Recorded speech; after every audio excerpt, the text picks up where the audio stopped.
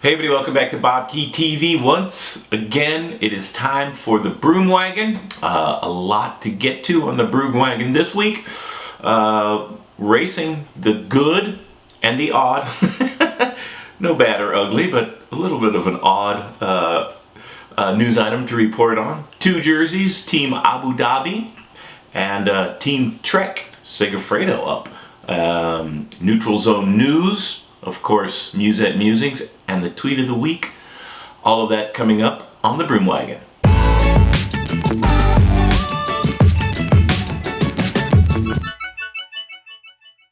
Alright, well, first up from the racing, down in Australia to kick off the Tour Down Under at Criterium on Sunday, local time I believe, the day before the actual stage race starts. And they've had this race for a number of years, and for the second time, the good won by Caleb Ewan, the Orica Scott sprinter, with a great win in front of Sam Bennett and Peter Sagan. So a couple of serious sprinters in the rear view mirror, and Caleb Ewan won going away. Let it out from a long ways out, but nobody's coming around that rider when he's on form. Not even Peter Sagan and Sam Bennett, both of the Bora squad. So Sagan leading out Sam Bennett, but not being able to hold off Caleb Ewan. A great win to start the week's proceedings at the Tour Down Under. In the odd, the good and the odd, Geraint Thomas managed to finish last, but there was a big preem on offer, €500. So I'm not sure if in Australia they've gone on the Euro. I kind of doubt they have, but I think they're referring to maybe where he resides during the racing and training season. I'm pretty sure England's on the pound. But anyways, €500 for Geraint Thomas, and it's odd that he finished last. Maybe he had to go so hard, it was so competitive to get the preem, the €500 preem, had nothing left for the rest of the race. In the jersey department, UAE, I believe that's United Arab Emirates, Abu Dhabi, white body, black sleeves, and looks like a green, black, and red stripe across diagonally. I'll be honest, this is not my favorite jersey. It replaces the very iconic and, to some people, really, really handsome. To other people, not so pretty. That's the Lamprey jersey of old, the pink and the weird blue. The Lamprey jersey was not my favorite, but it did have its devotees and whatever floats your boat. And I would imagine the Lamprey jerseys now will become quite the collector's item. I'm not sure if the Abu Dhabi jerseys are going to take over in the best looking jersey sweepstakes. Team Trek Segafredo, lime green on top last year if you recall, and then black with pinstripes below it, and a very sharp red replaces the lime green. Similar black with pinstripes on the torso. Very classy black shorts interspersed with really, really handsome pinstripes. This is a very good looking jersey. I'm going to say that so far it's my favorite. There might be a few more that we review, but that is my favorite so far. All right, everybody, up next, the Neutral Zone News. Okay, in the Neutral Zone News, Bradley Wiggins, I mentioned, had come out of retirement again, and here's a clip of him practicing ski jumping. This sounds really, really dangerous, but if we look at it, Bradley, not nearly as bad as I thought he was going to be. Good balance. You're just basically practicing. Absolute beginner, so you got to start somewhere. And I had to admit, Bradley Wiggins holding his own so far in the ski jumping. Man, that sounds really dodgy. So best of luck to all the competitors on that show. Can only imagine what would happen if we had that in the United States. People would be going for gold that should not be on a ski jumping hill. And hopefully the British participants, or from wherever they are a little bit more even-keeled about it, a little bit more prudent about how exuberant they jump off of a ski ramp. Oh man, I mean, when you watch the Winter Olympic Games, which are coming up not that far from now, and you see the ski jumping, and it's just really, really incredible. I'm pretty sure none of these competitors will be reaching any sort of distances like they do at the top of the sport, but it's pretty cool that Wiggins so far hasn't hurt himself. Alejandro Valverde, however, has. Out on a training ride, a gate came down right in front of him that he couldn't stop for.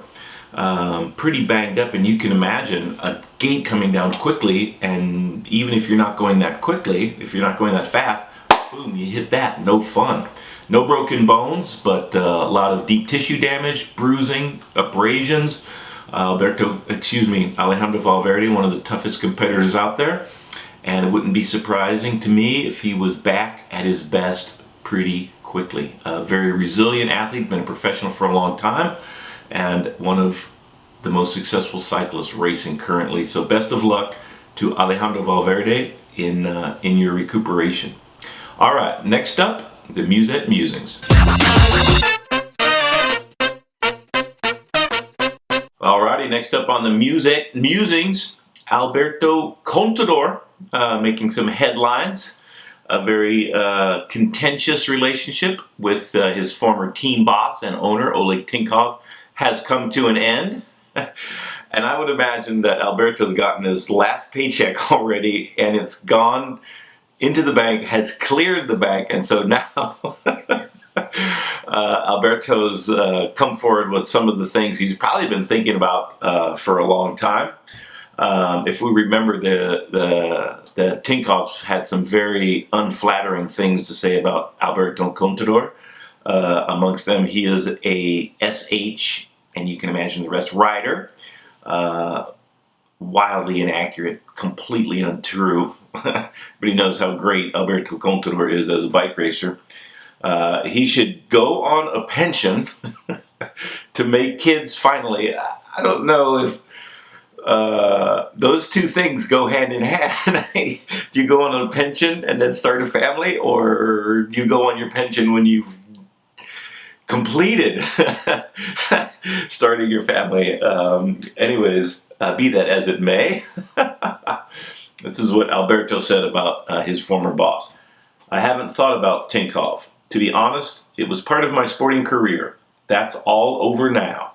For me, it's nothing more than something in the past, and I'm not going to waste energy thinking about it. Tinkoff is a person who does not engender any type of affection or anything really. He had a lot of money, he bought a team, but he didn't know how to run it. Okay. I've said similar things in the past, especially during the Tour de France, when Tinkoff had absolutely nothing positive to say about the sport or anybody in it. So that doesn't come as a shock to me. It would be interesting for me to see if some of the other members of the team came forward with their stories about what it was like to be on the team. If we recall, Tinkoff had bought the team from Bjarne Riis, and Bjarne Riis was installed as the team manager. They had a falling out. Bjarne Riis was either asked to leave or he retired from the program, and at that point it seemed like the détente between Alberto and Oleg Tinkoff was at an end.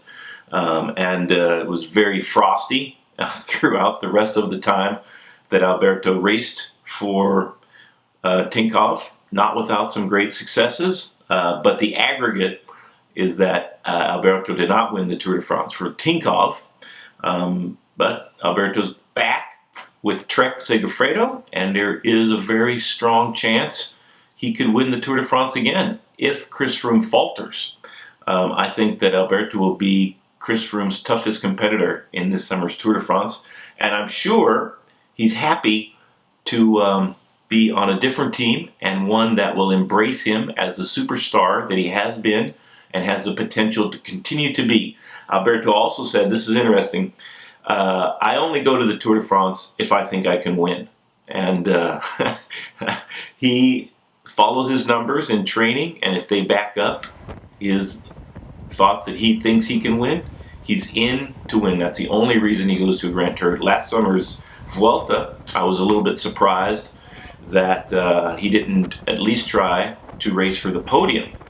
He finished off the podium, and I talked to his sports director, Sean Yates, and Sean Yates said that Alberto does not care about the podium. It's just the win. So best of luck to Alberto Contador as he starts a brand new chapter in his career. New bikes, new sponsor, a lot of new teammates, and it's going to be very, very interesting to follow Alberto Contador throughout 2017. He's also said that he's not going to put a date on his retirement, so he must be feeling pretty good and had a really good winter. And revenge, that's the most powerful motivator for any professional cyclist. And if Alberto feels like he was treated poorly by Tinkoff and he's looking for revenge, he is going to be one tough customer. So everybody get ready for Alberto Contador in 2017.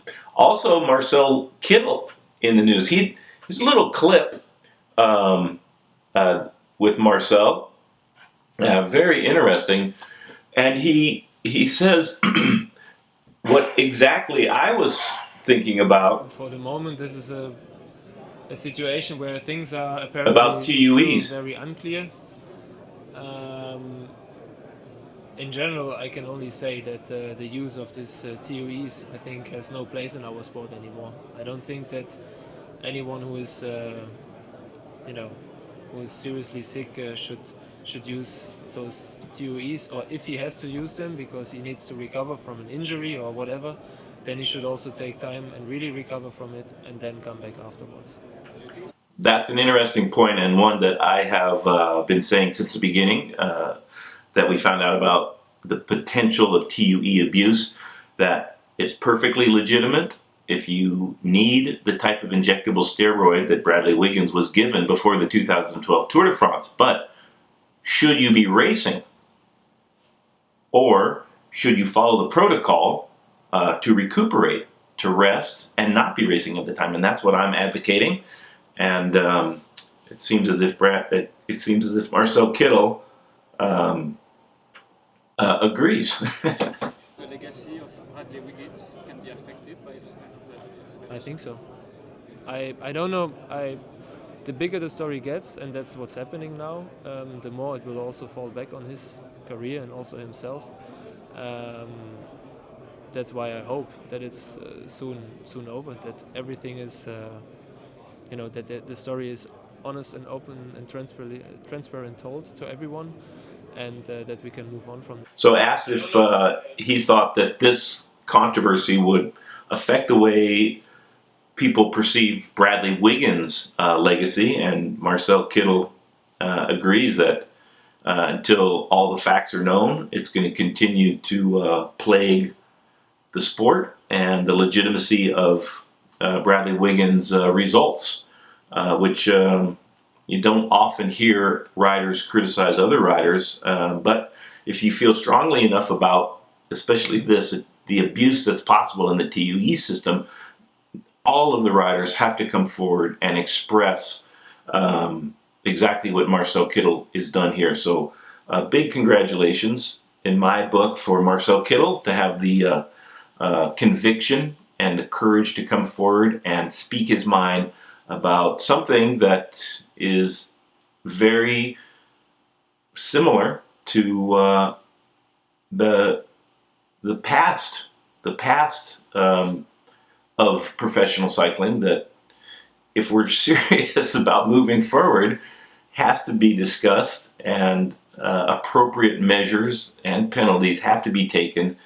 And we can't find out about these things years later and then throw everybody's legacy into doubt. It's just absolutely pulverizing for not just cycling, but any professional sport. You can't wonder about every single person that wins an event if you're passionate about a sport. So hopefully more athletes will come forward and express their feelings on the legitimacy of the TUE program as it stands right now and what changes, if any, need to be made in the future. I've made my views known, and it's great to hear from some of the professional cyclists talking about it as well. All right, next up, the tweet of the week. Okay, everybody, up next, the tweet of the week. This one coming to us from Owen Duel. Oh, Duel, a New Sky road racer, comes from the track program. Gold medalist, I believe, recently at the Olympics in the team pursuit. Here's the tweet. Drive-thrus aren't just for cars, are they? Nobody panic. We had frozen Cokes. You can see on the upper left-hand corner the golden arches, signifying it's probably a McDonald's drive-through. I don't know what frozen Cokes are. If you could elucidate me in the comment section, I would appreciate that. If I'm not mistaken, Duel was unable to do the Criterium won by Caleb Ewan to start off the proceedings of the Tour Down Under because I think he had some sort of digestive ailment. And anyways, that's what was reported. So I have used the drive-through before on my bicycle. Don't believe that I ever did that with my teammates, though. That was more of an individual maneuver trying to expedite nutrition. And I have had plenty of cheeseburgers during training rides. So best of luck to Team Sky and Owen Duel in the upcoming Tour Down Under. And thanks for the tweet. All right, everybody, that's it for this week. Please comment in the comments section. Please follow me on Facebook and Twitter to keep apprised of all the Broom Wagons and all the other BobkeTV videos. I need your subscriptions, everybody. Got to keep those rolling in if I'm going to be able to continue providing these videos for everybody to hopefully enjoy.